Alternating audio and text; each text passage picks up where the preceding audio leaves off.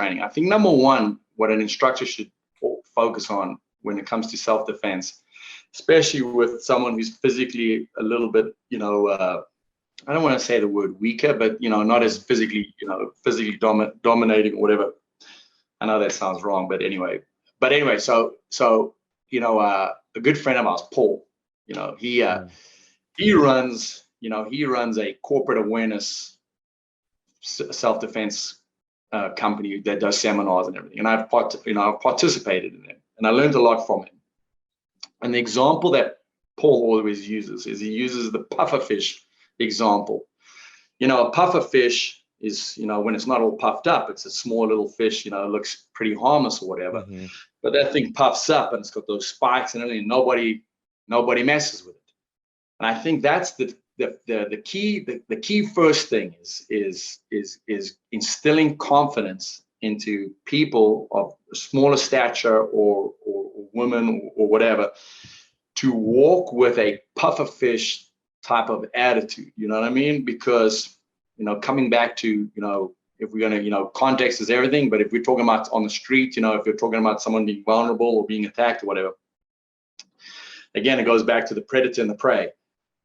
What predators do is they watch, they look for the, they look for the weak, they look for the young, they look for the injured, and they look for typically the elderly or the weak. They're looking for the softest target possible. So if you carry a mindset in yourself that you're not a soft target, you know what I mean? You're that pufferfish. You walk around, you're looking around, you're aware of your situations, you're not distracted and everything. Mm-hmm. That's the first thing that I would go. And then from there, I would use that, that analysis to then break down into, certain techniques and all that kind of thing. But number one is always the mentality behind it. Mm.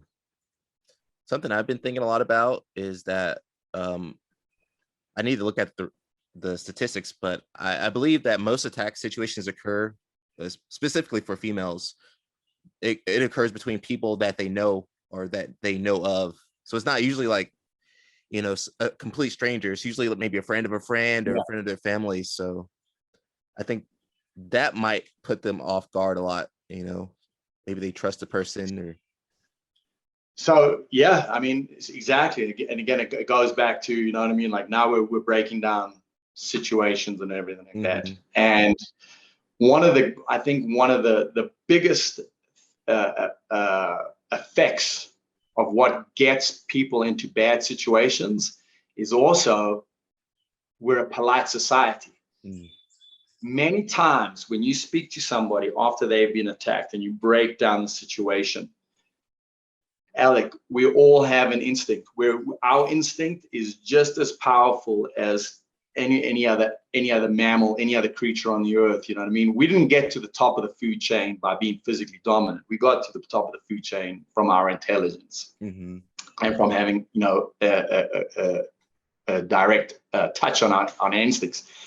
And so in those situations, a lot of times, most often than not, victims in those situations, you'll ask them, hey, did something feel wrong? And 9 out of 10 times, they will say yes. And then it sounds like a brutal question, but you say, why didn't you remove yourself from that situation? Mm-hmm. I didn't want to be rude. It's someone I knew. I thought it would offend them and all this kind of thing. You see this type of thing happening a lot. You know what I mean? A lot of times your instinct, it doesn't lie to you. You know what I mean? But at the same time, sometimes when you rely on your instinct, it can also be conceived as being rude, because if that wasn't the person's, if it wasn't the person's intentions, and you've gone and said, I'm leaving or I'm getting out of here or whatever, and it's perceived as rude. So a lot of times we turn down, what doesn't feel right in order to be polite. You know what I mean? You see this. I was doing a conference with Paul, and one of the ladies, she, unfortunately, coming back to a situation where it was random, she was walking down the street. 2 guys were approaching her. She was the only person on the street. She felt like, man, this doesn't feel right. This, this is not feeling good. but she didn't want to come across as rude in case she was wrong. So she continued on her path. She shut down her instinct and she continued on her path into a dangerous situation. And unfortunately, it wasn't good. She was assaulted. You know what I mean? So, like I said, it's a very difficult subject. It's a difficult topic. You know what I mean? And again, it goes back to, you know what I mean? There's so many what ifs, but you know what I mean? I think a key portion of it is to really try and get in tune with what your instincts are telling you.